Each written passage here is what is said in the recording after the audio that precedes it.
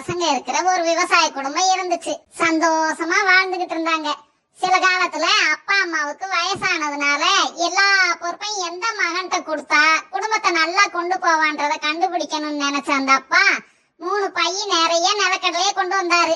அந்த நிலக்கடலை பைகளை 3 பேர்த்தையும் கொடுத்துட்டு நானும் அம்மாவும் ஒரு 6 மாசம் எல்லா கோயில்களுக்கும் ஒரு டூர் போயிட்டு வரலாம்னு நினைச்சிட்டு இருக்கோம். இந்த கடலைய வச்சிருந்து நான் வரும்போது என்கிட்ட கொடுங்கன்னு சொல்லிட்டு கிளம்பி போயிடுறாங்க. 6 மாசம் கழிச்சு திரும்பி வந்த அப்பா, மகன்களே நான் கொடுத்த கடலைய கொண்டு வாங்கன்னு சொல்ல, முதல் மகன், அப்பா நீங்க கொடுத்த கடலைய கொஞ்சம் கொஞ்சமா சாப்பிட்டு பார்த்தேன், நல்லா ருசியா இருந்தது, ஃபுல்லாவே நானே சாப்பிட்டேன்ப்பா அப்படின்னு சொல்றான். ரெண்டாவது பையன், நீங்க கொடுத்த கடலைய 1000 ரூபாய்க்கு சந்தையில வித்துட்டேன், அந்த பணம் என்கிட்ட தான்ப்பா இருக்கு, நான் போய் அதே அளவு நிலக்கடலை வாங்கிட்டு வரேன்னு சொல்லிட்டு சந்தைக்கு போய் கேட்டா அதே அளவு கடலை இப்ப விலை கூடி போய் 2000 ரூபான்னு சொல்றான்.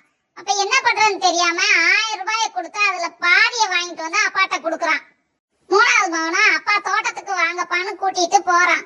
என்னப்பான்னு அப்பா கேட்ட, நீங்க கொடுத்த கடலைய நம்ம தோட்டத்துல விதைச்சேன்ப்பா, நல்லா விளைஞ்சு நீங்க கொடுத்தது போல எத்தனையோ மடங்கு அதிகமாவே கடலை வந்திருக்குப்பான்னு சொல்லவும் அப்பாவும் அம்மா 2 பேருக்கும் சந்தோஷம் தாங்க முடியல.